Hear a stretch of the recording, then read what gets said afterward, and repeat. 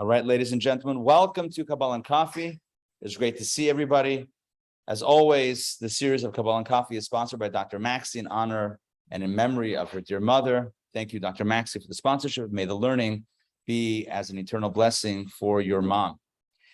So I want to talk today about the Garden of Eden and what paradise looks like. What does paradise look like? So they tell a story about a couple, a husband and a wife, and the wife, at a certain point in their marriage and their lives, she decides to get on a very strict health kick. Is that the right phrase? A health kick? Health, yeah, a kick, yeah, kick of health. And so it's all about like modifying the diet and no sugar and no carbs and no this and no that and only the whole thing, right? And this exercise and that exercise and yoga and Pilates and all of that stuff. Well, she also schleps her husband along in this also. And there he is going along, maybe not so enthusiastically, but he's along for the ride. And so it goes. They eat healthy, they live healthy, they exercise healthy, and they're in their older years, and tragedy happens.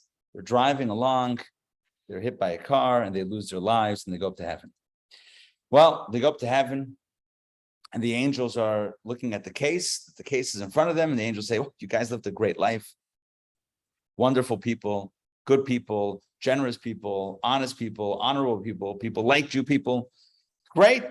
It's wonderful. Straight to paradise." They go to Gan Eden, they go to paradise, and it's beautiful, and it's amazing, and it's tranquil, and it's peaceful, and it's spiritual. There's music playing on the soft violins. I don't know what a soft violin is as opposed to hard violin, whatever. There's soft music, there you go, playing on a violin, and there's clouds and angel with fluffy wings, and there's all you can eat buffet. It's like the whole thing, right? A shmorg.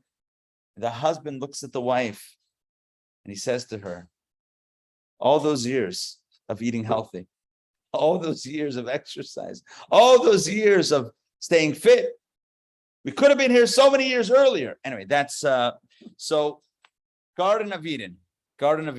What was life like before the sin? This is going to be the major focus of today's conversation. What was life like for Adam and Eve before the sin? And what is life like for us after the sin? I don't know that we need a class on what life is like after the sin. We know that's our lives in which we're conflicted between right and wrong, good and evil. Yet, let's try to compare and contrast these two realities, the reality pre-sin, post-sin. Now, a few things are just to line things up. There's a lot to talk about, so I want to kind of organize the concepts and line things up. So number one, the forbidden fruit is known in Hebrew as the Eitz Hadat Tov V'Ra, the tree of knowledge of good and evil. That is the formal name of the tree. It's not called the forbidden fruit. It's not called the evil. I don't know if anybody calls it that. It's not called the evil fruit. It's not called something bad. It's literally called the tree of knowledge of good and evil. In other words, it is primarily about a sense of, Matt, it's Alex. Can you direct him here? Thanks. And the door is open, but just team me, I know where to go. So it's primarily, not primarily, it is called an Eitz Hadat, a tree of knowledge. Again, it's very important to know it's not called the forbidden tree. It's called the tree of knowledge. And yet Adam and Eve were told, don't eat from that tree, which prompts many, many questions, including the following few questions. Number one, why would God, if the tree is truly a tree of knowledge, why would God seek to hide that from mankind? Why would God seek to keep Adam and Eve away from that tree? That doesn't seem nice. If it's truly a tree of knowledge, and it's a tree that, whatever that means, a tree of knowledge, but if that's the case, then why wouldn't God want the best for Adam and Eve, which would be to have that knowledge? That's question number one. Question number two is, how does a tree impart knowledge anyway? Tree of knowledge. What is this? Some sort of supernatural tree? Like what kind of weird tree is that? What type of tree imparts knowledge? Like, was it a miracle? Was it a miracle tree? And then if it was a miracle tree that imparted knowledge, so then we revert back to the first question, which is, so why were they forbidden from eating from it? Why would God withhold that blessing from Adam and Eve? If he really loves mankind, if he really loved Adam and Eve, then why say, here's knowledge, but you can't have it? It seems kind of cruel. It seems kind of not nice. The third question is, what does it mean that the tree of knowledge was the tree of knowledge of good and evil? What's that? What's the twist on that? Good and evil. Tree of knowledge, not just general knowledge, but of good and evil.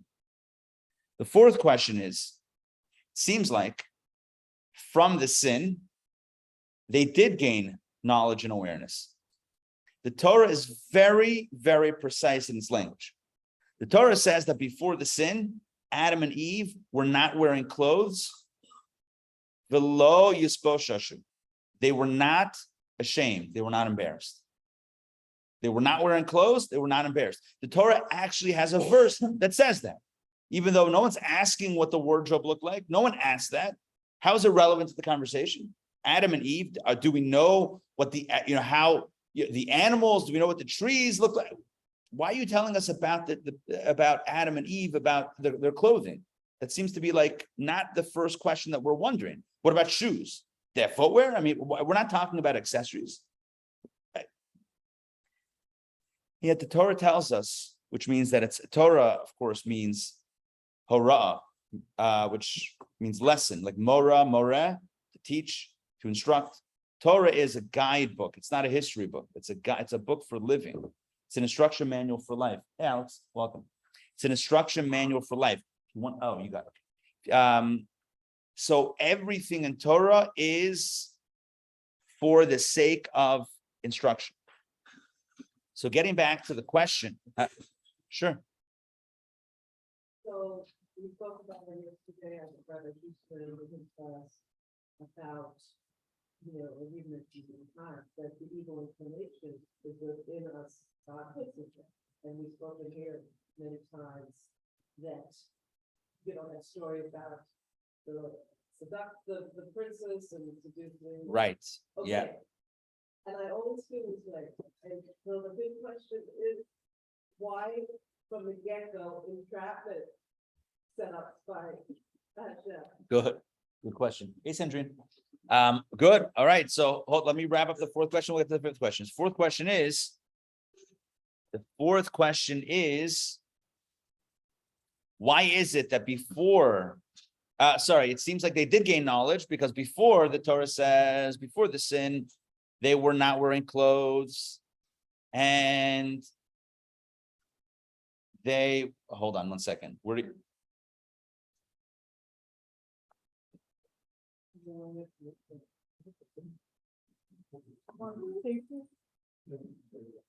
So before the sin, they were not wearing clothes. They were not embarrassed. After the sin, the Torah tells us that they realized that they were not wearing clothes, and Adam hides, which means there was a sense of shame, a sense of embarrassment. So it seems like there was an awareness that was granted through eating the tree. So again, two questions.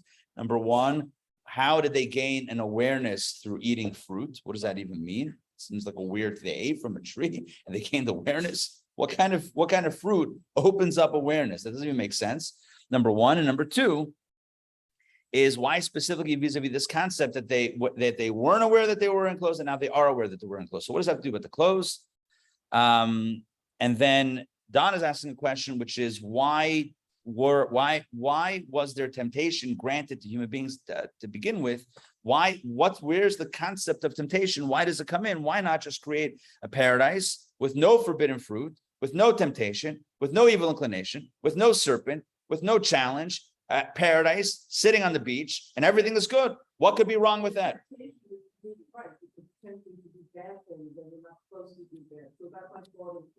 Right. Seems like entrapment. They're really not people. They're like, they had no ambition, they had nothing to struggle for. And I think that is part of the evolution of man. So Marini is saying that before the sin, they were just like robots, plants. They just didn't have their own volition. They didn't have their own drive, but after the sin. So let's get into this a little bit. And so the key here is understanding what is the meaning of the tree of knowledge of good and evil.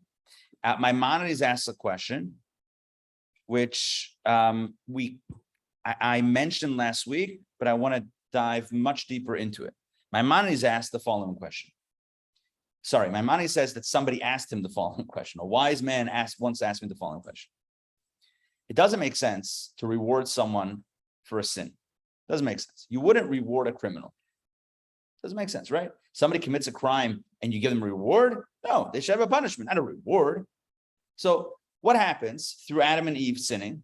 It seems like they actually were rewarded. They gained knowledge. The very thing that God was trying to keep from them, it seems like they got awareness, they got knowledge. So it seems like they're being rewarded for their iniquity. How does that make sense? God's rewarding people for sin now. Since when is that in the system, the fabric of divine law and order, divine justice? So Maimonides explains the following, and this is the key to everything. Maimonides writes this in his books of Jewish philosophy. This is expounded upon in the books of Jewish mysticism, Kabbalah. And so we have, not always does it line up, but here we have a lining up of philosophy and Kabbalah in a beautiful way. Let me share with you first the philosophical idea. The philosophical idea is the following. Before the sin, life was divided. You could split something different ways. You can explain something in a binary multiple ways. You can explain something along different parameters. So here is how life or the world or the universe was understood by Adam and Eve before the sin. Things were either right or they were wrong. I'll say that again. Things were either right or they were wrong. What made something right? According to God's will.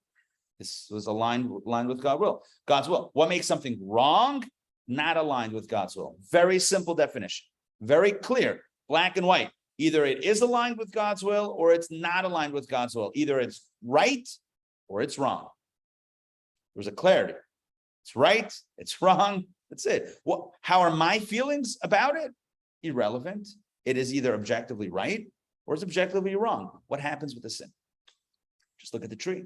What's the name of the tree? The tree of knowledge.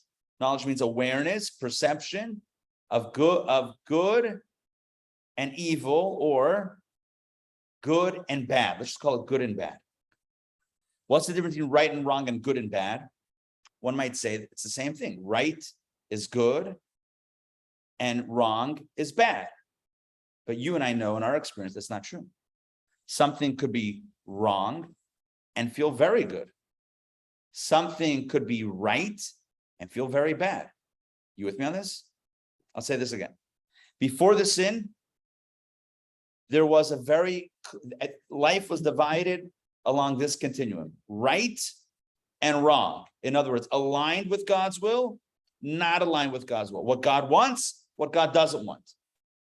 After the sin, we have a new definition, or we have a new way of dividing things, of categorizing things. Now it's no longer about right and wrong solely.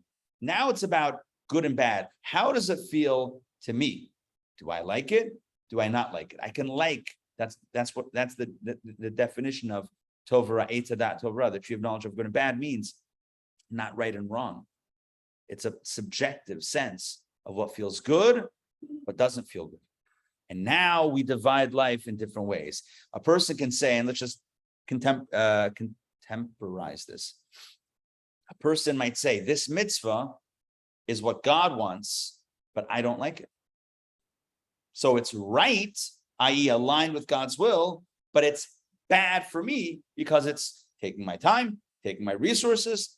I'm not interested in it. It doesn't resonate. I don't care about it. It's bad. For me, it's bad. Personally. For your personal definition. Personal definition. Right. Exactly. In other words, these are no longer objective definitions vis-a-vis God's perspective. These are now subjective definitions, right? So a person could say, this might be right, but I don't like it. So it's right, but it's bad for me. I don't like it. And conversely, this might be wrong. In other words, this might be something that God would not want me to do, but it feels good. So I like it. I like doing it.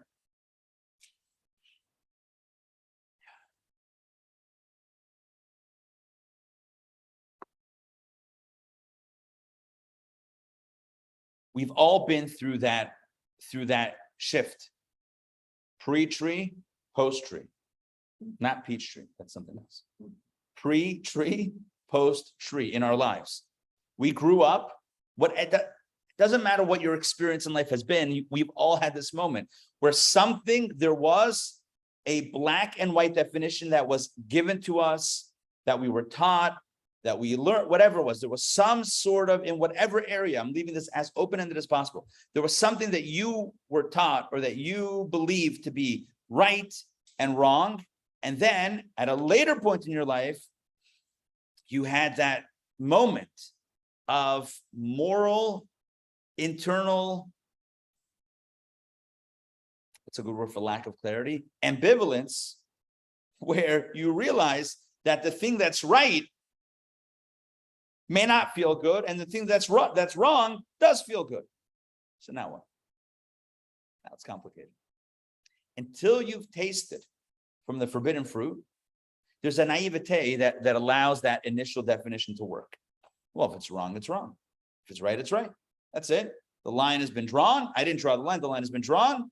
Right? You want to call it a red line, whatever you want to call it. That line, I will not cross over that line. Why? Because I was taught that this is wrong. Right? Until you try it. You're like, wait a second. If it's wrong, why does it feel so right? Why does it feel so good? If it's wrong, why does it feel so good? Why do I like it if it's wrong? And now that I know that I like it, what do I do with the fact that it's wrong? Are you with me on this? Yes. Present company excluded. Of course, we're perfect, blah, blah, blah, etc. Right? But you with me on this? It could be, by the way, it could be as innocent as a kid telling a fib to get out of something, whatever. It could be as innocent or as not innocent as you choose to imagine in your head. But I think everyone has had this experience where there was what we knew to be right and wrong. And then at some point, whether we chose to do it or we were pushed into it or we kind of fell into it by accident, we tasted what was wrong and it was like, oh, well, wait a second. That actually feels good. That actually worked out for me. I was able to get ahead by going that path. And the other path actually did not feel good. So now the question is, which definition do I hold on to in life? Do I go by the right and wrong definition, or by the objective right and wrong definition, or by the subjective good and bad definition? You with me on this? And now every time we're confronted with a choice, we're faced with these two definitions in life. Two definitions in life. Do I go by what's right versus wrong, or do I go by what feels good versus what doesn't feel good? Do I go by an objective standard of truth or by a subjective standard of how it makes me feel? This is the great challenge of life. It's almost like you're organizing your library at home. You have a home library, you have 1,000 books, and they need to be organized, right? So now how are you going to organize them? You're going to organize them by topic, by author, by color palette. Yeah, oh, that's the big thing now. Sure. I mean, if you look at Instagram, oh, everyone's organizing by color scheme. Get all my yellow books up there, all my blue books up there, all my red books down there. It's gewaldig. How do I organize my books? How do I organize my life? How do I categorize things? Do I look at life through the lens of right and wrong? Or do I look at life through the lens of what feels good, what doesn't feel good? By the way, what I'm suggesting is not anything that we don't know about. There has been a movement. I'm not weighing in good, bad, or ugly on this. I'm just saying there's been a movement over the last number of decades. Live life in a way that makes you feel good. Do what makes you feel good. Live right. Choose your path based on what you feel is good, what you want to do. I'm not weighing in and saying that's bad. I'm not wagging any fingers. I'm not standing on any soapboxes. I'm just telling you that there are two general ways of looking at things.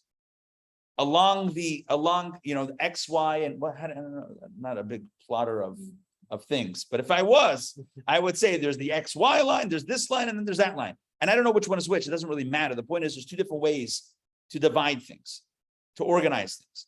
Right and wrong, that's objective. Or good and bad, subjective. What happens to Adam and Eve? Let's go back to the Garden of Eden. Initially, they're naive.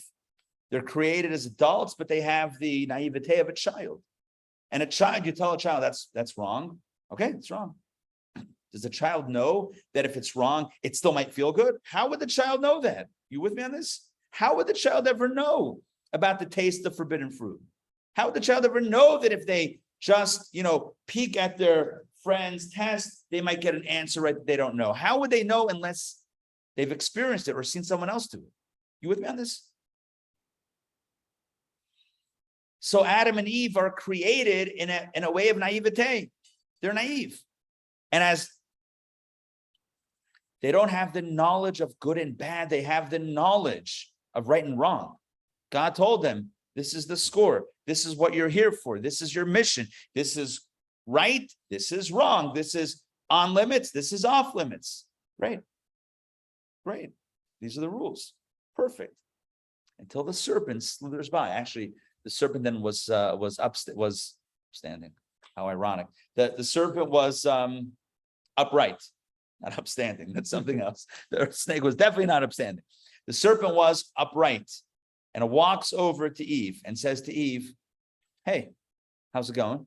Come here often." Anyway, and then he says, "How about this tree? How about this fruit? Looks good. Looks good. Looks good. Not right or wrong. Looks good." And Eve says, "Yeah, but we can't have it. It's wrong." And the snake basically tells her, essentially, right and wrong, it's so like day 4 of creation. Seriously. Come on. This is day 6. Maybe it's so day 5. Or maybe the morning of day 6. Come on. You're going to live your life based on right and wrong, some objective standard. Live life the way you feel. Look at this. It looks good, right? Eve saw that it was good for the eyes. It was good to the eyes. It looked good. She ate it. It looked good. She ate it. That was the first time the human being ever tasted how sweet the wrong thing might be. Of course, your question is, why does God make the wrong thing so sweet? Okay, that's because God grants free choice. If everything wrong was bitter, then what would be the point? Then this would be the realm of the angels. It's only because what's wrong tastes sweet sometimes, and what's right tastes bitter, that we stand at the crossroads of challenge. And God knows that when he creates this complicated reality, where there's not only right and wrong, but there's also good and bad, what I feel as good and bad, and that they may collide against that the first metric. God knows that, and that's what creates the value of our choices, and that's what creates purpose for our existence. Because if all right was good and all wrong was bad, then we would obviously choose right and good. We would never choose wrong and bad. That wouldn't be, why would anyone choose something that's number 1 wrong and number 1 feels terrible? Who would ever choose that? You know it's wrong and it feels terrible. You're going to choose it? The whole choice comes in when the two definitions cross over, when what's right feels bad and what's wrong feels good. Now you have a question. Now you're in the middle of that crossroads. You're in the middle of that X. You're right in the middle of that X. So I know that if I go the honest route, I'll have X amount of money. But I know that if I go into a bank and pass a note, I was in a bank on Friday that got robbed. I was in the branch when it got robbed. A person might say, I know that if I play by the rules, I won't have the $3,000. But if I pass the teller a note, I can walk out with $3,000, which would happen. So now that's wrong. Sorry, that's just in my space. So I'm trying to keep consistent to my own imaginary space over here. I know that's wrong, but it's good because I just walked away with $3,000. If I play by the rules, I'm not going to have the money, and I'm standing right here. What do I do? What do I do? The banker told me, you need to leave the bank now. It's after the robbery. You need to leave the bank now because it's about to be shut down. You don't be stuck here. So it was Erev Shabbos. Did I say yesterday? Yesterday was Shabbos. Friday. Yeah. Anyway, what's the point? We're going to have more about this later. You want me to tell? I was, you want to know the story? I tell you very briefly the story. Had a meeting with the bank person in the bank. And we were meeting in one of the offices, and then he went to print out some paperwork and come back for me to sign some stuff. I walk out into the lobby because the guy was taking a long time, and I'm like, just, like, I have time here. I'm sitting down in a cubicle, or not a cubicle, in an office. I'd rather just like stretch my legs and walk around. I see some people coming in and out, and one guy caught my eye, and I'm like, just somehow subconsciously, I'm like, I don't know if I was wondering like how often do these guys get robbed, or what would a robber look like? It's just for whatever reason, like the word robber just flashed across my mind. This is legit. This is 100% legit. And at that point, I actually went back into the office. The bank man, I don't know if it was a manager, whatever, that bank dude came back in with the paperwork, filled it out. At some point, another guy comes in to his office and says, we need to deal with something. He's like, yeah, I know, I'm dealing with a lot of stuff today. He's like, no, and he passes him a folded note. My guy reads it, folds it back up. The other guy walks out. He says, okay, I'll deal with it soon. The other guy walks out. He says, we were just robbed. A note robbery. That's where they just hand a note. And I think the bank staff, this is not trying to give advice about how to rob a bank very easily and get away with it. I don't know that the guy's going to get away with it. I'm just saying, pass a note. Apparently the training is you hand over whatever, a certain amount of money, and you let them go. That's it. And then the police will deal with it later. It's not worth hostage situations. It's not worth calling police and having them sworn to the building. That's not worth it for anybody involved. So my guy is like, okay, now you go. I'm like, okay, I will go. I'm out of here. I'm not staying around for how this plays out. You didn't have time to sign the paperwork. I signed the paperwork and then I bounced. I signed the paperwork and that's it. Yeah. I'll watch it on the 6 o'clock news. Yeah, basically. Basically, it was in the neighborhood. Anyway, so yeah. But we always learn that, the perspective of the Judaism on the Bible says, right, this is all for our benefit, so we can make our choice and grow stronger. Right. But from the get-go, so God knows everything was predetermined. Yep. So he knew exactly what's going to happen. So and then you're right, when we feel guilty, all these generations, and we be paying for it. I still don't understand. No, I don't see the net. I don't know that I'll ever be able to explain it to you in a way that you will accept it. I'm just saying, because we've had this conversation before. I don't know that I'm going to pull out any other magical explanation that's going to be better than any of the ones that I've said, prior. The core idea here is that God has already created a reality where there's perfection and everything is easy. And that's heaven with the angels. God already did that. God wanted to create a space in which the stakes are much higher, where the risk reward is amped up. And the way risk reward works is the greater the reward. You want a greater reward, the greater the risk, right? The angels have no risk. There's no reward. There's no risk to living the angelic life. What's the risk? That you can do the wrong thing? It's not possible. There's no risk for the angels, therefore the reward is also. There's no skin in the game. Are you with me on this? The great reward is the strength, you knowing that you were able to stand at that crossroads, know what's right, but know what also feels good, whatever, and still do the right thing, even though it doesn't feel good. That's the reward. The risk is that we do the wrong thing. The risk is that we do the wrong thing because we perceive it to be to our benefit. We perceive it to be good. Reward is that we don't do it.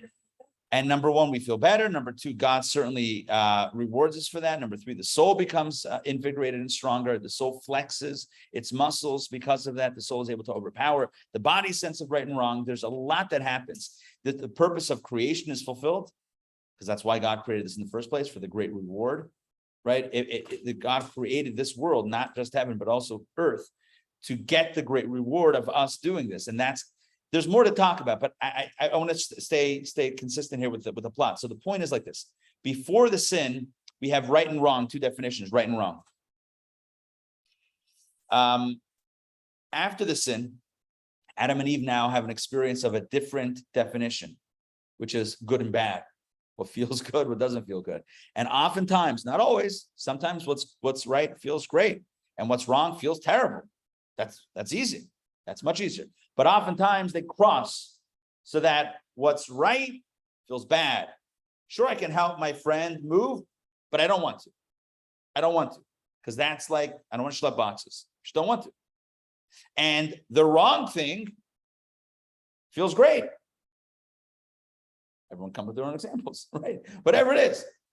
And now we're standing in the middle. And the question is, what are we choosing? There's like 4 points here.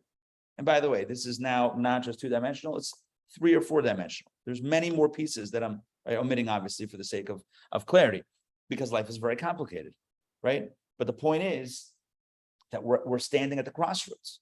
We're in the middle, and we have right, wrong, good, bad. What are we choosing?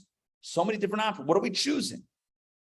Adam and Eve, before the sin, didn't know of good and bad. You know why? Because they never tasted the forbidden fruit. They didn't know how good something wrong could taste. They had no idea. They thought, like we all thought, that if it's wrong, it's probably very bad. And if it's right, it's probably very good. They never had the moral confusion of tasting something bad and having it taste pretty good. Yes? You with me on this? Okay. We all come, this all happens in life. At some point, this is what we encounter. We encounter the good taste of what's wrong and sometimes the bad taste of what's right.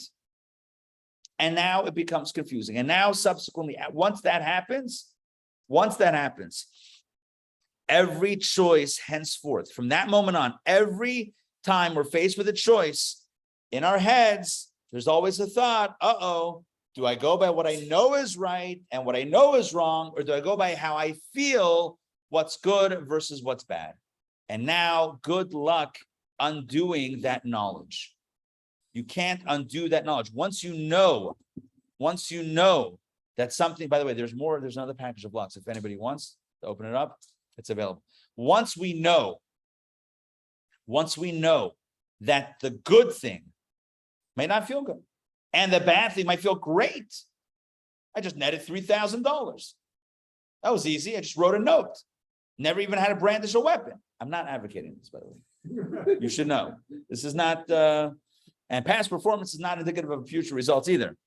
But once I know that, now it's in my head.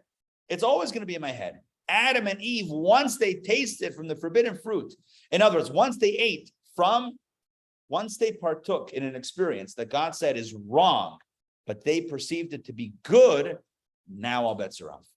Now it's confusing. Welcome to life. Did they have an evil inclination from the beginning? Yes. But if it's never been fed, we've never created the synapses. I don't know, I'm just making up words. We never created the pathways, the neural pathways that said to ourselves, this could be wrong, but it could be very good. As long as we've never created that connection, then we'll remain naive and we'll remain true to that objective definition.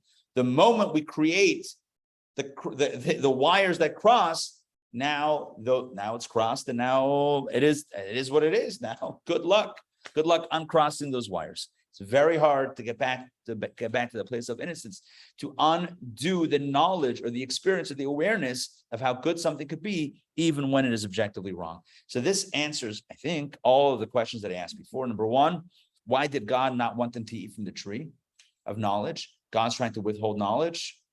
No. God's trying to withhold complicated knowledge. God's trying to withhold, it's like a parent to a child. What you want your child to experience all the vices of life and say, oh, hey, that actually feels good. That's healthy parenting, is to throw your kid into that situation and say, try this. It's illegal, but doesn't it taste good? And now your choice. Would anyone set up their kid in that way? Of course not. You would tell your kid, if it's wrong, don't try it. Because if they do, it might actually feel good. And now they're going to be in a very compromised situation or very complicated situation. You would never want to put your kid in that space. God didn't want to put Adam and Eve in that space. So he said, there's right and there's wrong. Stick with that definition. Yes, it's a tree of good and knowledge. What does that mean? It's not a magical, supernatural tree. It's not supernatural. It's the wrong tree, but it still tastes good. And God didn't want them to have that experience. Would you tell your kid, try these narcotics? They're very addictive. They're wrong. They're going to destroy your life, but they're very addictive. Go try it.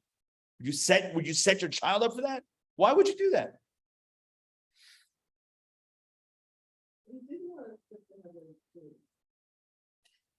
So that answers the question of why God holds back the tree of knowledge. God doesn't want us to have knowledge? Not that type of knowledge, no. How could a tree give knowledge? It's not giving knowledge, it's giving an experience that tastes good and feels good, even though it's illegal, per God's command. Now about the nakedness. Before they ate from the tree, they were not wearing clothes and they were not ashamed, they were unaware. Afterwards, they're aware. What happens there? It's the same idea. There was a naivete before the sin, and the naivete manifests itself like children in a lack of self-consciousness. Adam and Eve were not aware of the body, of their bodies and shame and that whole genre of physicality was not on their radar. They were innocent and naive like children that sometimes little kids, they just take off their clothes and be running around the house. And it's not even a thing. They're not aware of what it means. They're not looking at self. They're not self-aware. When we become self-aware, now we become bashful. Now we become ashamed. Now we want to cover up. Now we're feeling, because we're aware of what's going on inside. So now it's like, okay, let's cover up. Adam hides after the sin. He feels ashamed, existentially ashamed. Shame kicks in when we align with a definition of self that is contrary to the definition of the Creator. Shame kicks in when we know we're enjoying something we shouldn't. Does that make sense? That's where shame, that's the birth of shame. The birth of shame is eating from a tree. The birth of shame is having an experience that we experience as good when we know we should not be having that experience. That's the birth of shame. And the birth of clothing, which is symbolic of this covering up of the shame. The shame is, I know I feel guilty. I know that I did something that I shouldn't be doing, but it feels so good, but I shouldn't be doing it. Okay, that's where the shame, internal shame comes in. I don't have a list of my questions. I didn't write them down, so I can't, I'm not lining them up in my head right now one by one, but this should answer all of the questions. It also tells us something very important about, and this is all based on Maimonides as expounded upon in Kabbalah and Jewish mysticism. It explains to us what life was like in the Garden of Eden before the sin. What life was like was, and it was only for a few hours, for a very short amount of time. What life was initially for the human being was a place of clarity where what's right was seen as right, what's wrong was seen as wrong, and that was it. That was the only definition that was needed, right and wrong. Post-sin, things are more complicated. Post-sin, things are more complicated, which leads to the reality that we live in. The reality where we know what's right and wrong, and yet we make choices. Sometimes we make choices that are contrary to what we know to be right. And later on, we regret these choices. And we ask ourselves, what was I thinking? Or we tell others, I don't know what I was thinking. Or we tell others, that's not me. I don't know how I did that. That's not me. So first of all, that was you, because you did it. And we know what we were thinking. We were thinking all sorts of excuses and justifications and rationalizations. We had so many narratives floating, swimming through our brains to allow us to make this decision, starting from the most essential one and the most basic rationalization of, it looks good. I know it tastes good. I'm going to do it anyway, even though I know it's wrong. I'm going to do it.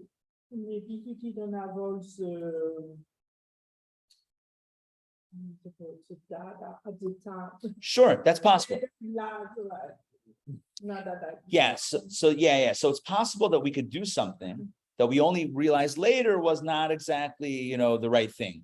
But that's, in the scheme of things, that's innocence. So that's fine. That's okay. Don't feel guilty about that. If you didn't know, you didn't know. No. It can definitely impact your life. And I'm not trying to minimize that. But we're talking about here more, I would say, more intentional cases, more cases of where a person knows, they know that it's wrong. And yet in the moment, they justified it, they rationalized it, they said, well, X, Y, and Z, this is why it's okay, or this is why I deserve it, or this is, or it just tastes good, it feels good, and therefore I'm going to do it. And, come.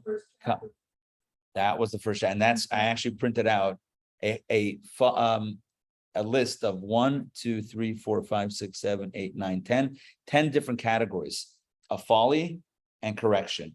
Because in this text, what we've done, and we're coming to the end of the book, what we've done throughout this text is describe what are the rationalizations, what are the things what are the stories that we tell ourselves to allow ourselves, so to speak, to make bad choices.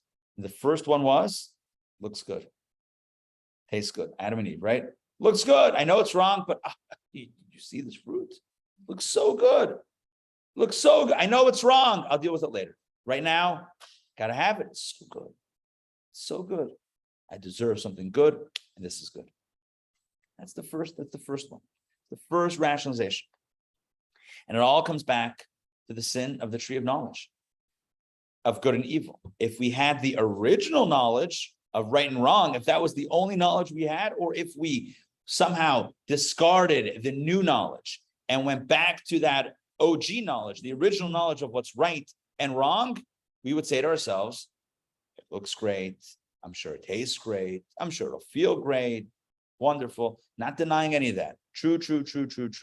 However, it's wrong.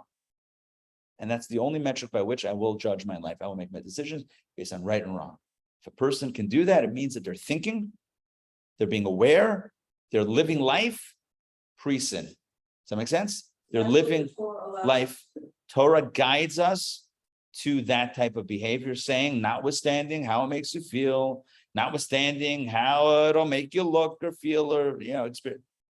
Aside from all that stuff, this is what's right. This is what's wrong. It's like any law book, right? Any rule of law. The law says when you come to a red light, stop.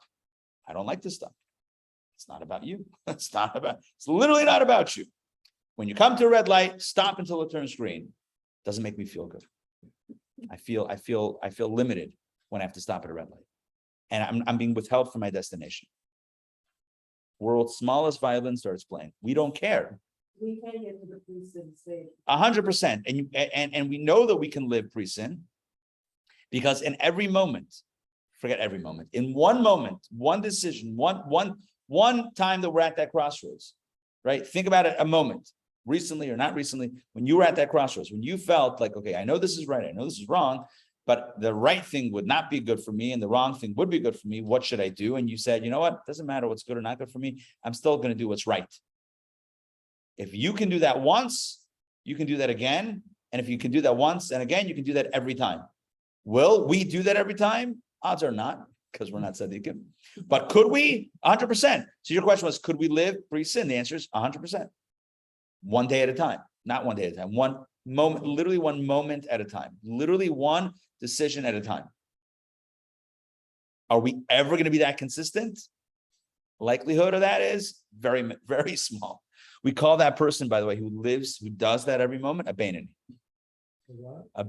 In Tanya, in the book of Tanya, which is a Hasidic masterpiece, this type of person is called the Beinoni, which means like the no, that's the in-betweener, the person that's right in that sweet spot. Not a tzaddik. A tzaddik wouldn't even be Beinoni. Yeah, a tzaddik would not even have a tzaddik is living completely pre-sin, doesn't even have the temptation of, but it feels good, but it looks, so that's not even in the wheelhouse of the tzaddik. Tzaddik is completely right and wrong. The Beinoni is someone who knows that the tzaddik just has the V or just has the 2 points. The Beinoni, tzaddik has one line, one axis. The Beinoni is someone who knows the other thing, who's maybe even tasted it in the past.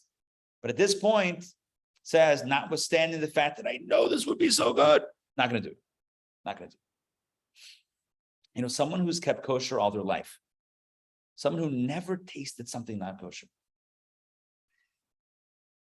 One could argue different ways. I would say, from my own experience, they may not be tempted to a cheeseburger.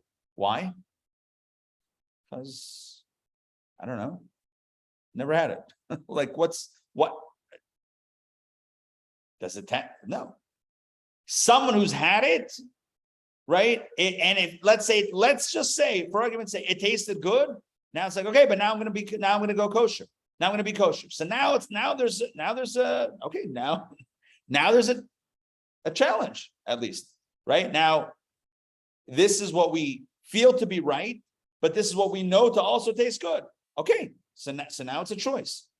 So what I'm saying is, in our lives, we all have perfection, elements of areas of perfection, and other areas in which we don't know how it tastes. In other words, we don't forget this specific example. We don't know that what's wrong is good because we've never tried it. We're still naive in that area.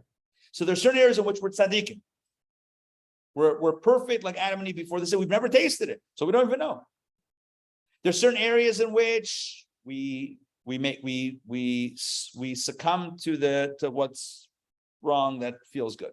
The areas in which we fail, so to speak, in which we succumb to that bottom half of the X. And there are other areas in which we're tempted, but we still make the right choice.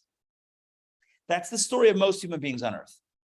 Some areas in which we're not tempted on otherwise. We're at tzaddik level. Other areas in which we're at Russia level. We are succumbing to temptation. And in other areas in which we're tempted, we still withhold. We hold back.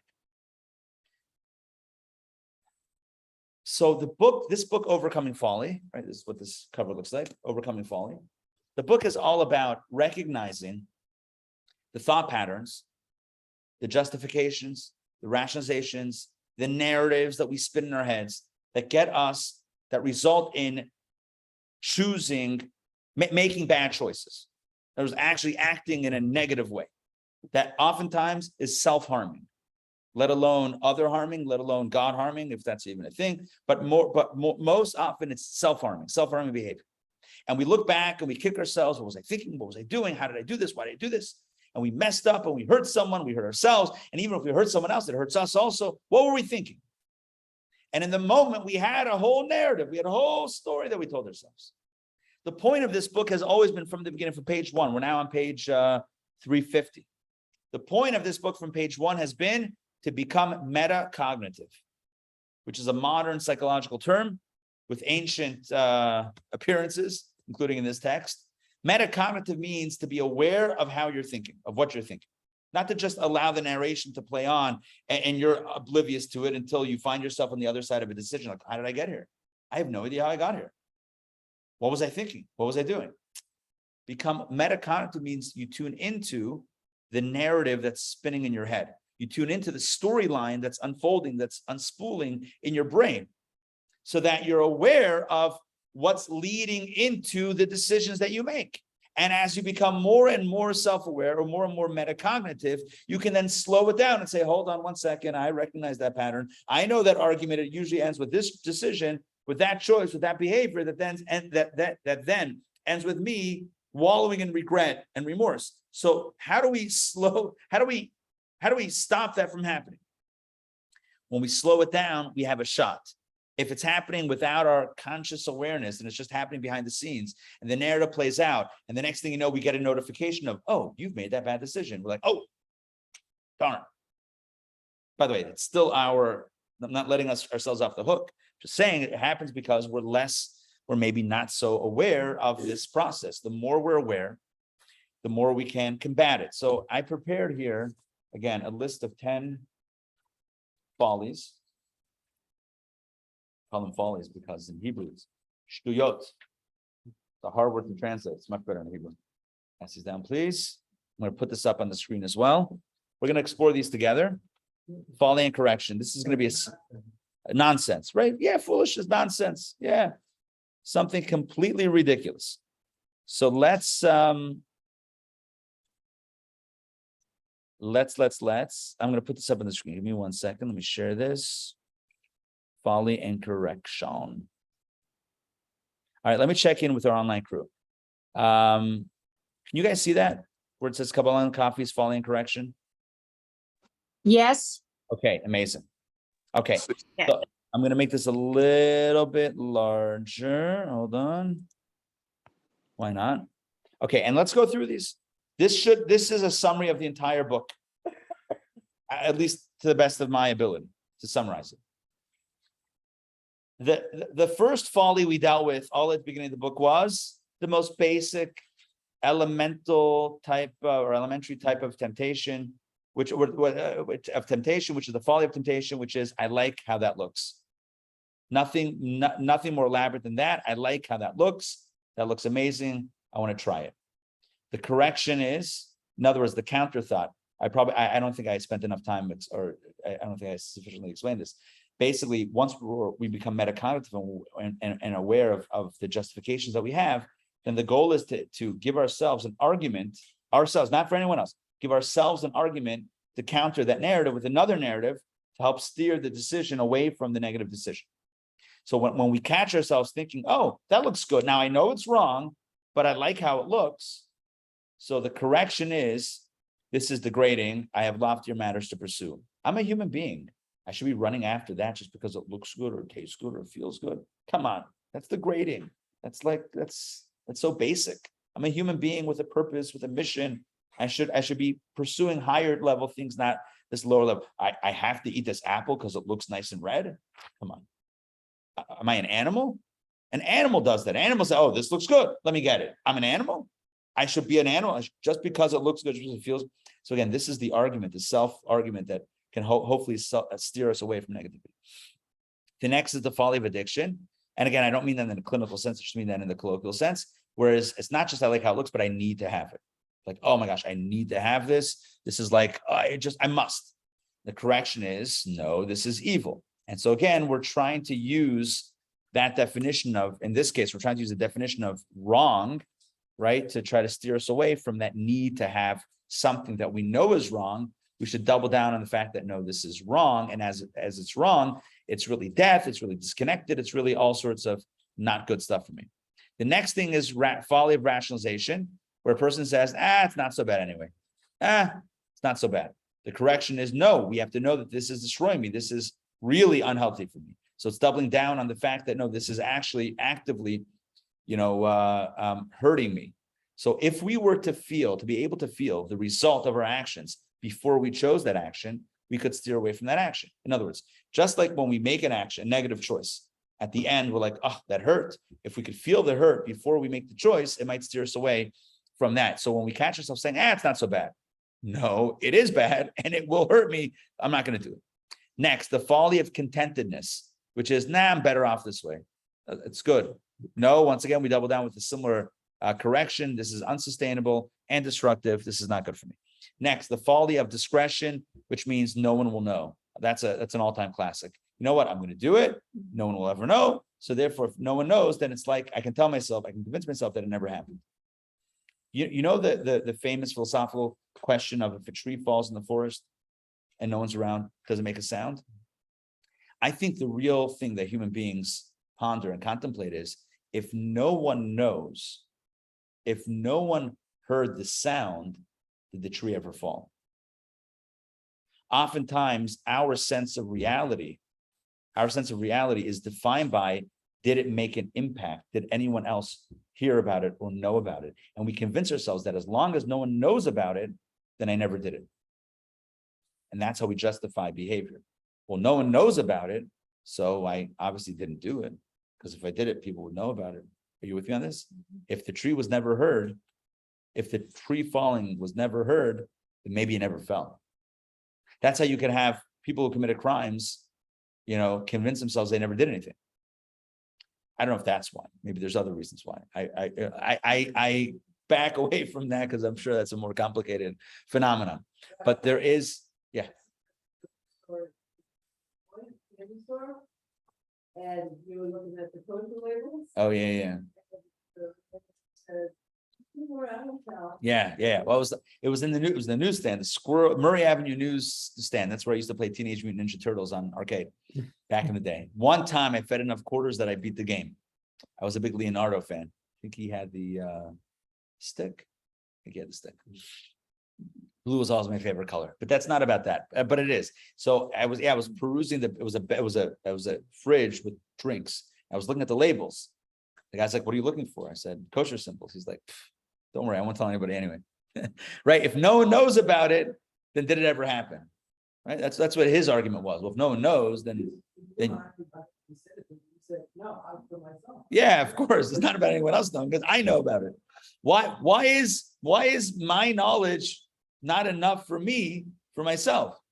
But again, oftentimes we judge our impact. Just look at social media, right? We judge our worth based on how many people like us. In other words, if I post and no one likes it or no one sees it, so then I didn't even post. Well, wait a second. I'm not. So many topics to talk about. We value, oftentimes we value or we judge or we define ourselves based on the impact that it has on others. And while that might be noble in noble situations, it's not noble in not noble situations. And one of the not noble situations is where it's allowing us to make negative choices and to do negative things because, well, no one's going to know about it. And if no one knows about it, then it never happened. They didn't do it because no one knows about it.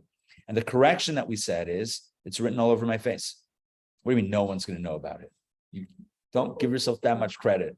Everyone can tell by a look, by a glance, by a word, by a story, by this and that. Everyone knows what you're thinking. Everyone knows what you did. It's like a guy who's about to rob a bank. And you lock eyes with him across the lobby. And you're like, I wonder what a bank robber would look like. Let me go back into that little cubicle, that little office. That was my story on Friday, 2 days ago at 3 p.m. The folly of justification.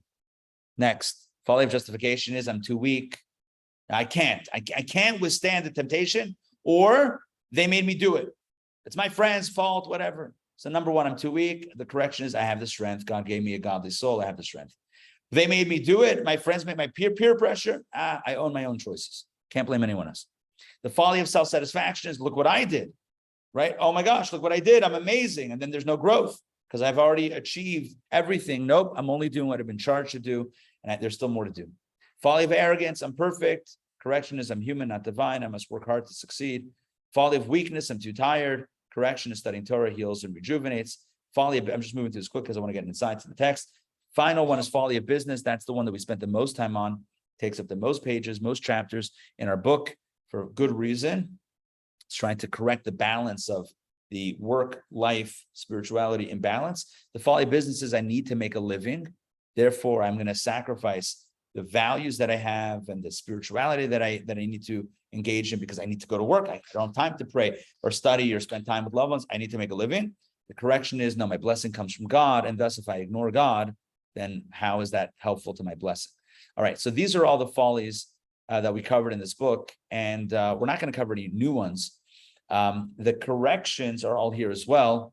And it all goes back to this. All the follies are emanating from that sin of the tree of knowledge of good and evil. And the truth is, in a microcosmic way, in a microcosmic sense, we all have that moment of sinning with the tree of knowledge of good and evil. We all have that moment in life in which we started off pure, innocent, and naive as little kids. We were told right and wrong. We're like, okay, I guess that's it.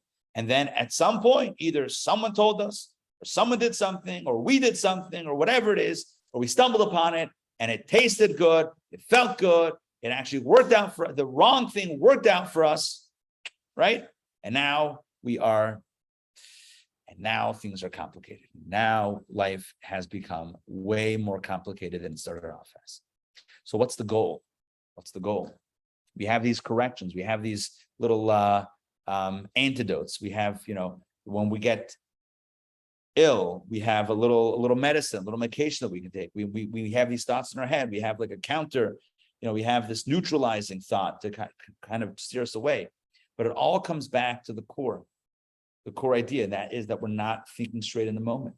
We're thinking along a different line. We're thinking along lines of what feels good for me and not what is right or wrong. Susan, jump in.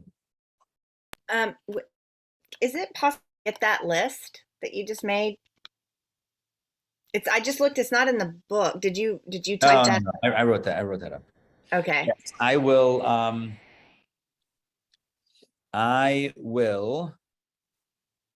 What am I going to do? I am going to.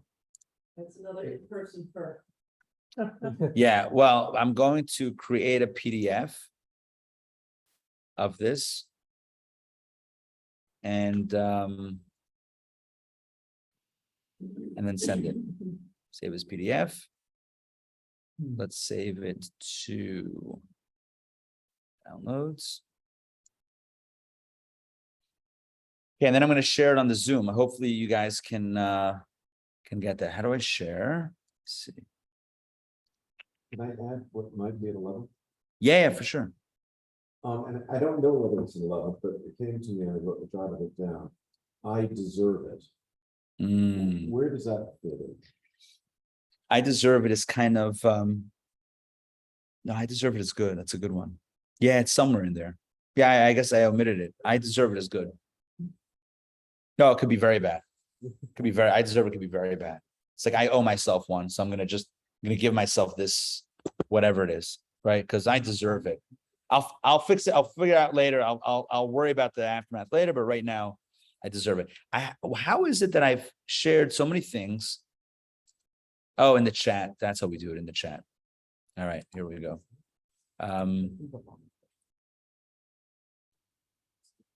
Okay. KNC Following Correction PDF is shared.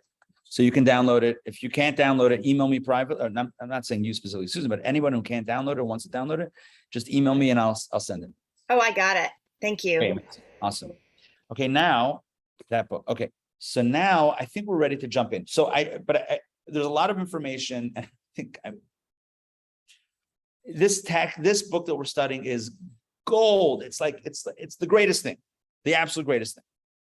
Practical, relevant, mystical, Kabbalistic. It's got the magic combo. I just want to be very clear here before we jump inside. There is pre-tree of knowledge reality. There's post-tree of knowledge reality. Pre-tree of knowledge reality. Pre-tree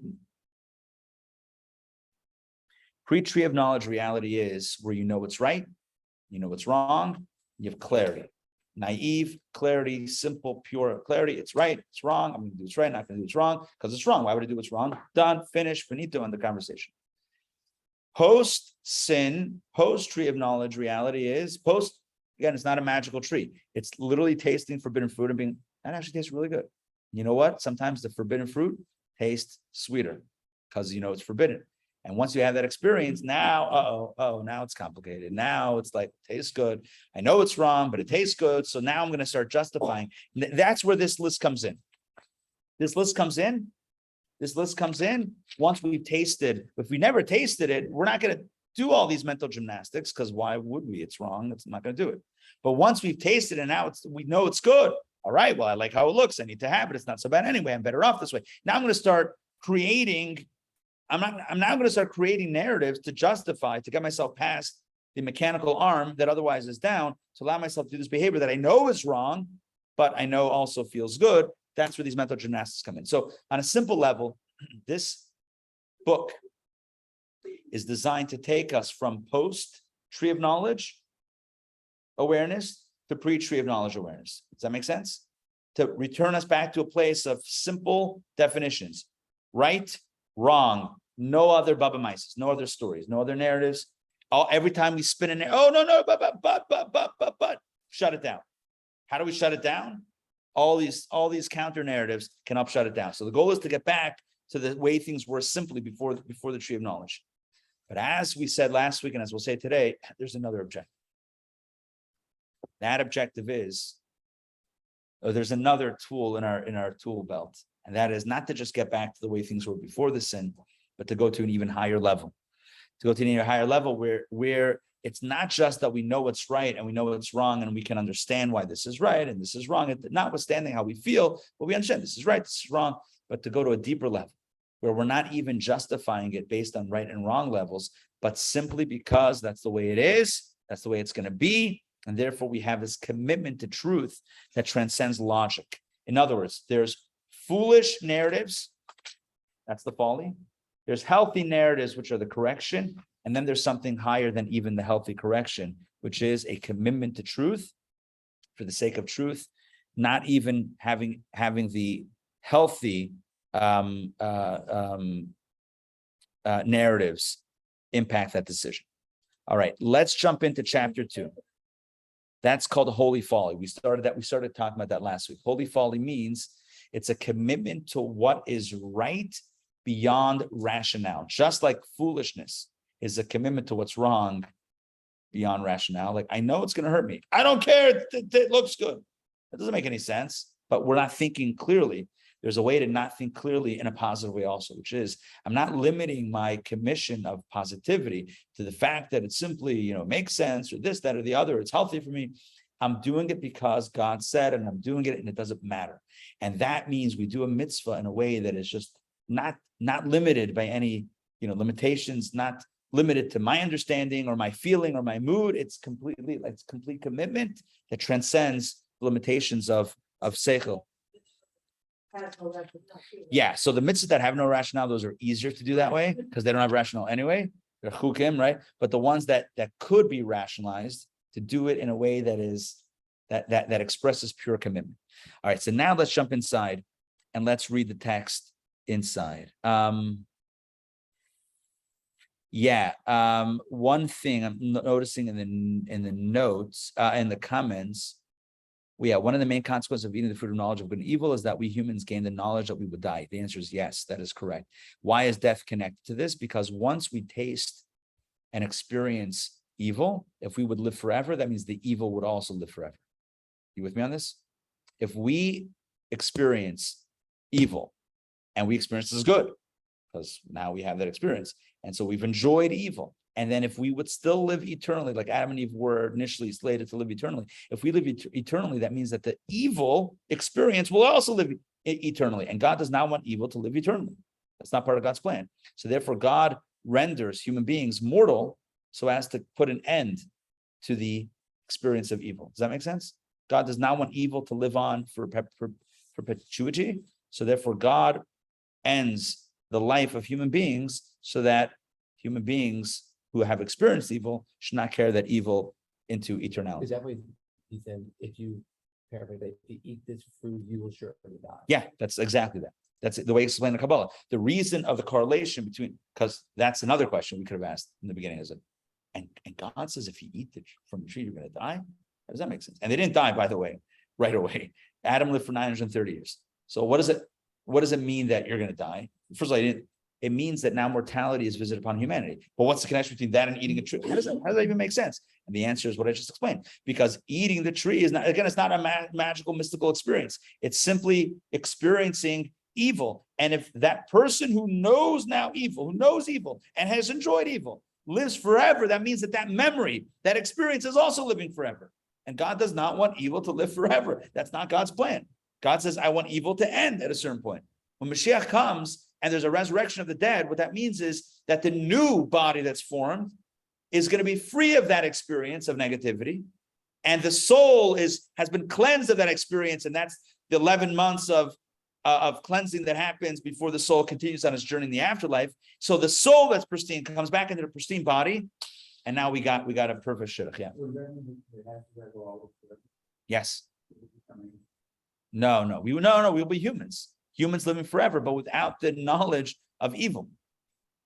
Mashiach, it's a bigger conversation, but let's limit it to that right now because I really want to read this chapter inside. All right, here we go. Let's jump in. Yeah. Pass these around, please. Thank you very much. This is chapter 2, so you'll have to turn a few pages to chapter 2. It's on page 372. I hope it's in there in those copies. No? Really? Oh, all right. Well, you can stop passing it around. Oh, that's super awkward on my end. All right. The good news is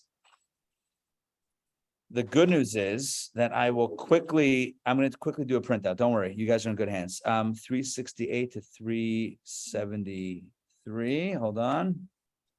And we're in the print room. So this is great. 68. I'm going to start reading, so you guys will listen in, and then we'll take it from there. And see print, scale to fit.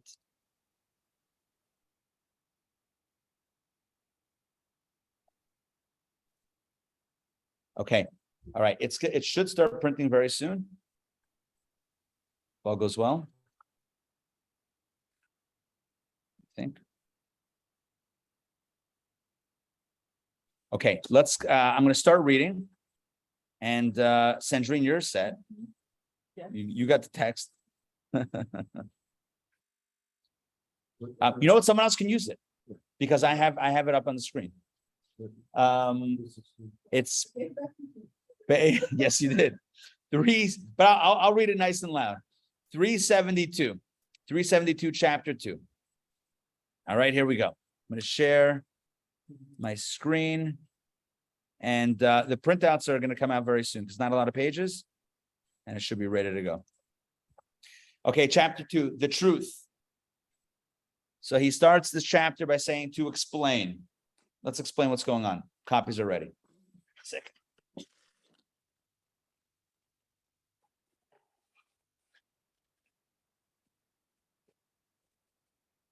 That on demand. All right, all the other copies can be put away so as not to confuse. Here, leave one for Matt also, please. Okay. The truth, to explain. God made man upright. Man, of course, as always, is not gender specific. It means Adam, mankind. God made the human being upright. Now, this means two things.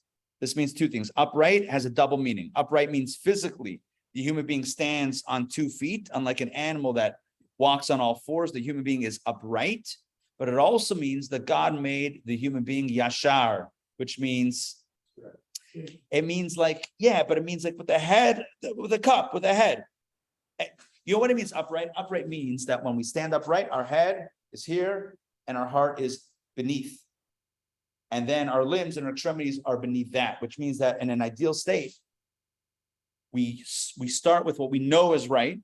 And then that modifies our feelings or emotions.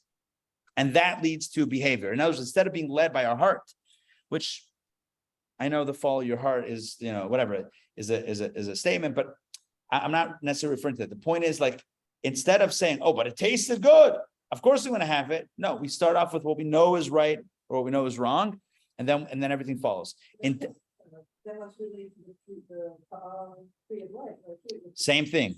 Right. Yeah, exactly. The same thing with the tree of life, where you have the 3 intellectual faculties followed by the 7 emotional, or the emotional and the behavioral. Exactly. The same structure, top, middle, bottom, same structure. That's the upright structure as opposed to the all four. All fours means my head, my heart, my everything's on the same. It's a whole challenge. Everything's mixed together. So I'm going to do what I feel like doing, even though I know it's wrong. That's where everything's mixed up. God made man upright, meaning the human being has a head, endowed with the godly power of perceptiveness. You see that? That perceptiveness, of course, means intellectual perception. Man needs to know and perceive the truth. That for him, the ultimate good is in spiritual good. In other words, you see that? See that line? That for him, the ultimate good is in the spiritual good. In other words, what I should define as good for me is what's right, not what I feel. It's not it's not the fruit that tastes the sweetest, which is good. It's the fruit that is the right fruit. That's good. A person should align their good with what is spiritually good. Constantly, that's the goal. Constantly progressing and cleaving to godliness, Torah, and mitzvot. And a person should also strive to reach a state that where whatever contradicts these purposes is evil and utterly bitter. In other words, that you taste, that the forbidden fruit to you tastes disgusting, bitter, gross. I don't want it. That's the goal of avodah. That's the goal of service, to align one's own senses with right and wrong. As explained above regarding all the calculations of how the Yetzer Hara's persuasion is absolutely false and evil. In other words, a person, if you look at the folly and correction sheet, all of them are saying what's right is good and what's wrong is bad. Even though in the moment I'm saying, no, it's good, it's good, it's good. I'll tell you why it's good. The correction is, no, it's actually bad. It's destroying me. It's degrading. It's evil. It's destroying me. It's unsustainable. It's destructive. It's written all over my face, etc. That's the goal. The goal is to align our perception with the truth. Imagine if Adam and Eve would have told the serpent, oh, you're telling us that this tree would taste good? No, we think it tastes terrible. If God doesn't like it, it's gross. Imagine if they would have said that. What's the serpent going to say? Try it anyway? No. It's going to taste disgusting. So my grandfather, he was he was in the previous Rebbe's Chabad Yeshiva when he first came to America in the 1940s. When the previous Rebbe came to America in the 1940s, my grandfather, who grew up in Brownsville, New York, he went to the Lubavitch Yeshiva, and the previous Rebbe promised that all of his students, Yeshiva students, would not be conscripted would not be drafted into the war and be sent overseas. The horrors of World War II, although certainly there were many that did very brave things. But the previous Rebbe said, my students are not going to, gave a blessing that they're not going to be drafted. My grandfather told the story many times. Maybe some of you heard him tell the story even. He told it here in Atlanta as well when he visited on occasion. And he went to the office in Manhattan, and he went through all of the different stations, and they checked physically, they do the physical, they do this, that, check the hearing, check the eyes. He's a very, very healthy young man. And he gets to the last station, the psychiatrist. And he sees that he's a Jewish psychiatrist. My grandfather recognized he's Jewish. And he recognized that my grandfather was Jewish. And they told everyone to strip their clothing. My grandfather still wore his tzitzis, his talis katan, right? He didn't take off all, he was wearing his Jewish garb and his yarmulke. So he was clearly identified as Jewish. And this Jewish psychiatrist, secular Jewish psychiatrist, looks at him and says, yeshiva student? Yeah. So where do you learn? He said, Lubavitch. Ah, Lubavitch. You guys follow orders. You would make a great soldier. He says, you make a great soldier. Let me ask you a question. Yeah, exactly. If you were on the front lines and there was no kosher food, what would you do? My grandfather says, I would eat it. Then I would throw it up. And he stamped my grandfather's papers as whatever the number. My grandfather would say I remember he would say the code or the letter symbol, basically unfit. He stamped him unfit for service, and that was it. And he didn't get drafted. 4F. Is it 4F? Yeah, it's 4F. Unfit. And I, over the years, I've thought, like, what did my grandfather mean that he would eat it and then throw it up? And I think it's what this is saying. I mean, you have to eat to survive, but wouldn't it be so distasteful to know that you're eating not kosher, that you would then your body wouldn't even contain it? You would just throw it up. That was his perspective. That he would eat it, sure, because he had to, because you have to survive, but that it would be so distasteful that it would come out. That was that's how I understand it. That's what he's saying here. What he's saying here is that the goal of our hashtag goals, our striving should be to reach a state where there's no contradiction between what's right and wrong and what feels good, what feels bad. What's right and wrong, our mind should be so solidly connected with right and wrong that the opposite of right should actually taste bad. Let's go back inside. Truly, man should be able to sense all this because of the divine perceptivity within him. In other words, it should be obvious that if it's wrong, it's bad, right? That should be the obvious thing. It should be.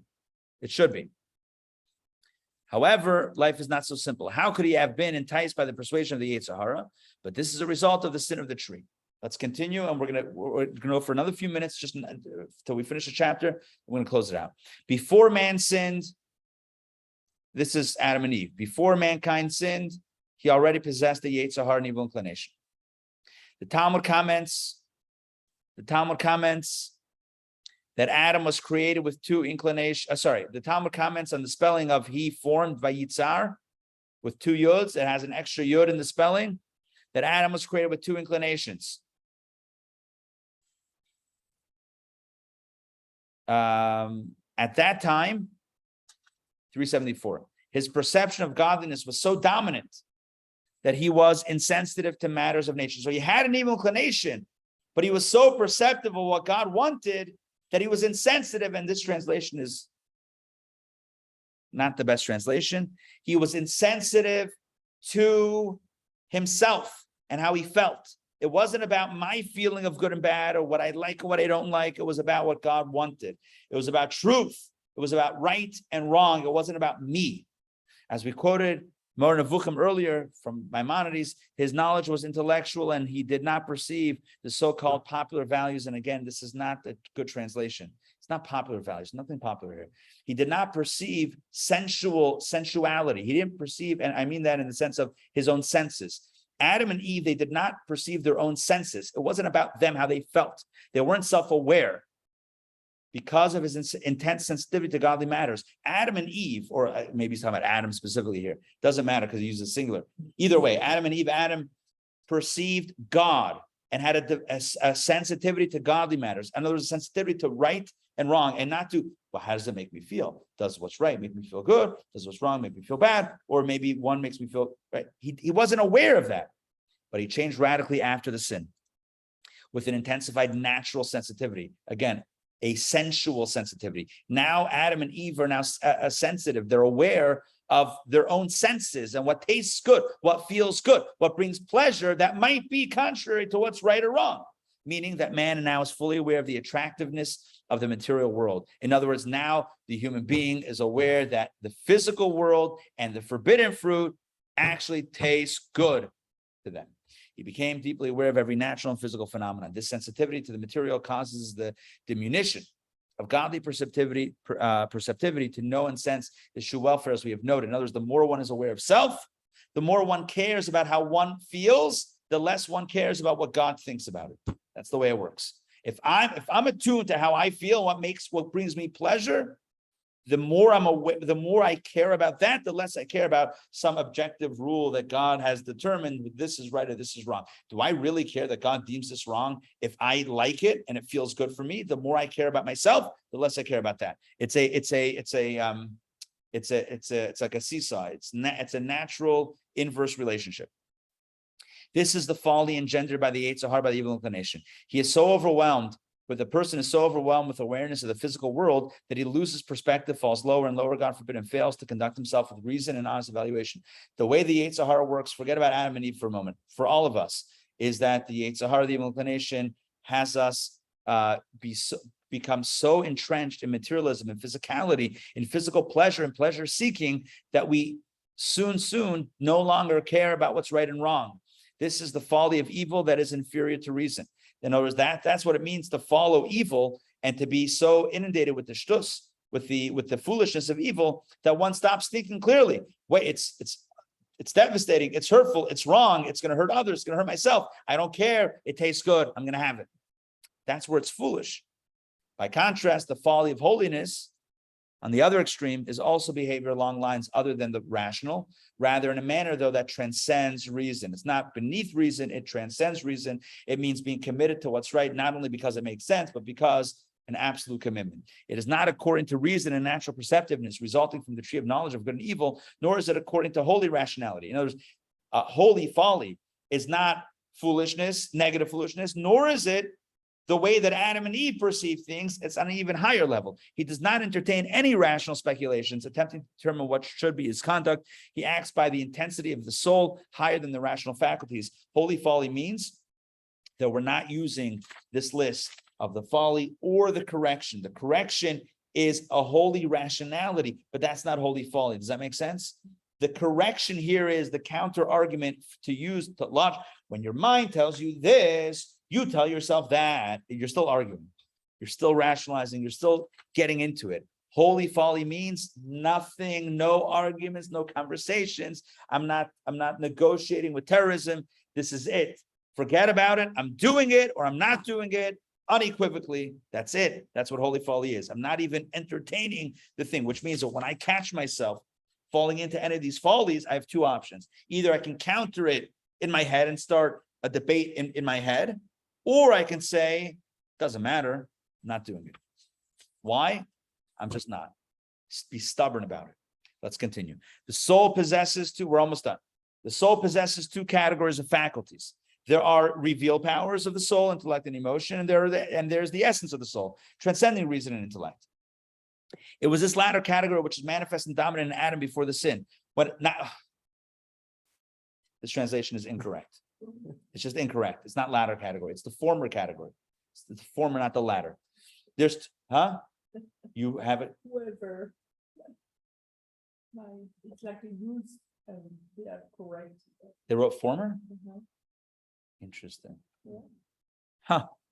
It was this former category which was manifest and dominant in Adam before the sin, when his attention was riveted on godliness. In other words, Adam and Eve before the sin, they understood with intellect and emotion what was right, what was wrong. They didn't have their own experience. This was due to the intellect powers of the godly soul that are manifest within him.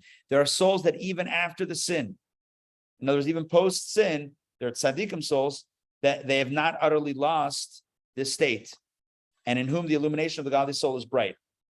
They have knowledge and comprehension of godliness, and this is what occupies them constantly. They're constantly focused on God. They're not aware of what feels good and what would give them pleasure. It's not about that. It's about God. They are relatively insensitive to other concerns, to the natural animalistic conception of physical good. Although they are not quite the same as Adam in his pristine state, who had no perceptivity of the natural whatsoever, nevertheless, they do not possess such a strong sensitivity for the natural. They are not enticed by the follies of the Yetzer Hara, and they know and understand the truth as illustrated by the aforementioned calculations. In other words, there are people, and this ends the chapter, there are people who live their life in a pre-tree of knowledge state, where they perceive what God wants, they know the truth of what's right and wrong, and they're not so sensitive to self. They're not such, sensual beings. I don't mean that necessarily in the intimate way, but they're just not so into their own feelings. It's not about them. It's about what's right. It's about rule followers. So it's right, wrong, they're going to do it. What's wrong would feel. There are people who would, take a red light because they don't care. And there are people who would always stop, even if it's even if it's a completely abandoned location. You're in the middle of Iowa in cornfields, and there's a red light. No one's around for miles. Literally, no one's around for miles. It's 2 a.m. and you're still going to stop and wait 30 seconds at a red light. There are people who will follow the rules, right? And I'm giving a physical example, but conceptually, there are people who are spiritual rule followers. Why? Because this is what God wants. I'm going to do. They rationalize it. This is what God wants. God certainly knows better. And it might feel good for me. First of all, I'm not that excited about things in general. And whatever, it's just not my thing. I'm going to do what's right. Not going to do what's wrong. That's it. If that's you, mazel tov. Life is easier. Life is easier if that's you. But most of us are not in that category. Most of us are in the category of we feel the effects of the sin of tree of knowledge, i.e. our own dipping our own toes in the forbidden fruit, so to speak, and we've tasted it, and it's felt good, and it's been good, and yes, it's burned us, but every time it comes around, it's like, maybe it won't burn me this time, but it feels good, even if it does burn me, and I'm living in the moment. We have all these different rationalizations. So the point is, there's two ways to deal with this. Way number one is counteract folly with correction. Counteract one narrative with another narrative. But the second, and what he's suggesting, kind of underlying in the next chapter, which we'll do next week, he goes goes full on with that suggestion is sometimes the best argument, the best approach to a fool is not to engage in an argument. Sometimes it's to dismiss. You're online and suddenly you get a troll who's like typing messages, trying to agitate. There's two ways to respond, two ways to deal with a troll. One is to respond, so gesund, feed the troll, or you can say, I'm out. Like, I'm not feeding the troll. I'm not arguing with the troll because I know that, I might win the argument, but first of all, it took a lot out of me. And it's just not worth it. It's just like, I know the truth and I know the score, and I don't need to deal with this. And so he's suggesting that that's perhaps a different approach to the whole book.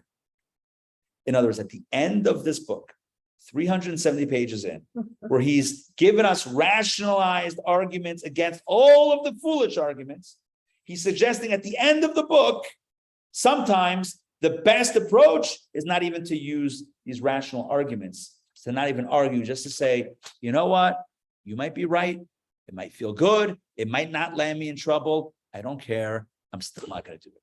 End of story. That's holy folly. That means holiness that is so irrational, you don't even have to justify it with a reason. I'm not telling you why I'm going to do this, why But what? You think God really cares if you eat this or that? Somebody might tell you, a friend might tell you, you think God, or even in your own head, you might say, you think God really cares what you eat? God doesn't have more important things. Doesn't matter. I'm not going to argue with you. I'm not going to explain this to you. I'm not going to rationalize this to you. No is no is no is no. Or yes is yes is yes is yes. That's it. Be absolute. Be foolish in a holy way. That's the last, this is the last piece of this book. I mean, we have next week also to finish up. But the last piece of this book is don't get entrenched. Sometimes you can. If you can handle this, if you can deal with the trolls, the inner troll, go for it. But if you feel yourself struggling with it and not really gaining ground, don't hesitate to pull out the nuclear option, which is to say, we're done. No explanations. I'm just doing it, or I'm just not doing it. I don't need to give you a reason why. Tell yourself that. Sometimes you don't need to argue. If you argue with a fool, you might end up foolish. So this is holy folly. And the way I explained it last week is when you have a bend in a paper, right? Something's bent this way. You want to correct it. You can't just hold it straight. You have to bend it all the way the other way. Then you have a really wrinkled paper. No, then it might go straight, right? So when we find ourselves doing foolish things in the negative, let's go foolish the other way, irrational the other way, and then hopefully we'll get to the middle place, which is the correct way of thinking. So in summary, Adam and Eve before the sin, they were thinking correctly. After thinking correctly along the lines of this is what God wants, what God doesn't want, it makes sense. I understand God's will, etc. After the sin, or the sin constituted an experience where they started to feel themselves. All bets are off. Now it's not about what God wants, it's about what I want, what I like, how I feel. And we said the antidote to the post-tree state, there's two options, either to get to that pre-tree state, which is understanding why this is not a good idea, or to not even get into the realm of understanding, to transcend that, to just do what's right because it's right, not do what's wrong because it's wrong. No arguments, no rationalizations, no justifications, no excuses. Absolute. So this week, our homework is find one area in our lives. Find one area in our lives in which we've been spinning in self-debates, or maybe even with someone else. Obviously, pick your spot, and find one area, and be a little bit more absolute. Not in a mean way, not in an ugly way, but in a strong way. To say, look, I know you can argue this way, and I can argue that way, and we can go this and that and the other. The bottom line is, my soul is going to speak right now. This is what we're doing. This is what we're not doing. End the story. End the conversation. Let's find those moments. Find one moment and be absolute. All right. Thank you for joining me today for Kabbalah Coffee. Thank you, Dr. Maxey, of course, for sponsoring. And questions or comments? We talked before about, say, stopping those follies are kind of like almost like inner emotions, inner thoughts, not necessarily you. There might be a mid-card says, I think, therefore I am. And I thought one of your critiques of that was, what do you mean by I think? That the notion of the thoughts that come into us are us versus like what is you, like the notion of I think, like I don't breathe thoughts, or thoughts just come, and that's the way Right. it sounds like you're describing this is allowing yourself to know that you are not your thoughts. But then at the same time, I remember also hearing Beautiful. Wait, can I just I want to just share that. Well, Matt is suggesting, Descartes says, I think, therefore I am, but the pushback against that is, hold on, are my thoughts really me? I think, therefore I am, but who are my thoughts? Do my thoughts really define me? Or are they somehow things that I'm thinking of? Are they somehow external things that I'm thinking? And I think what we see here is that according to Kabbalah, not all of our thoughts are who we are. We are a neshama, we are a soul. And our thoughts are almost secondary accumulations of knowledge and experience that might not be the true us and might not be so healthy. So it's not like everything that we think is for sure us. That's a great point, yeah. Because if we are so bombarded by so many other thoughts, everyone else on this planet, so we can't maintain. Right. It's really hard, but the point is that doesn't make it us. The moment we feel, yes, the moment we make it us, is that we relinquish the keys to our own, like we're like, I can't because this is who I am. So I think the most important step, and maybe this is like the first step, is to recognize that you existed before the tree. And I think that's actually, now that I think about it, that's how he sets this up. You existed in a state of reality before the tree. Every one of us has a pre-tree reality that's not defined by that taste experience, that knowledge. That's an aftermarket, that's an add-on. And if that's added on, we can also negate it on some level, right? We can't always forget it, but we can somehow negate it. You had one more thing about determinism? That some philosophers I listen to, they'll take that fact and say that, well, because of that, there is necessarily no you. And it kind of, I think that for them, that leads to determinism, that Right. well, we're all just these, for lack of better words, floating meat bags who can't really control what we're doing. It's just coming to us, right? And I think Whereas that's- in I think this that's state, far. right, so according to this, we are a godly soul that has the sense of this inner sense of right and wrong, because it's aligned with the divine sense of right and wrong.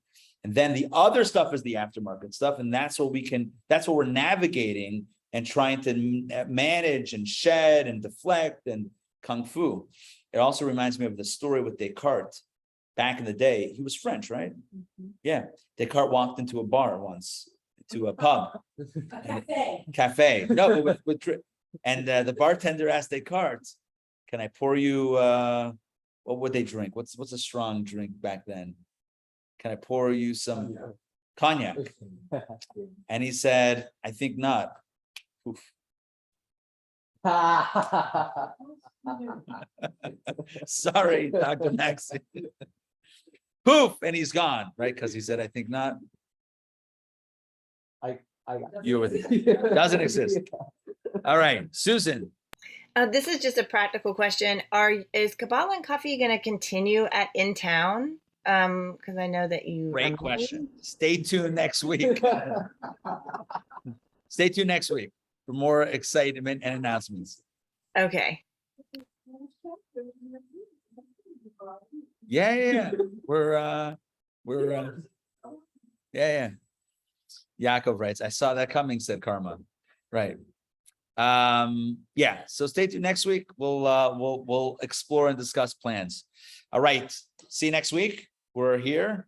Same bat time, same bat channel. Have a wonderful week. Don't forget, this week we have daily Power Parsha every day at noon.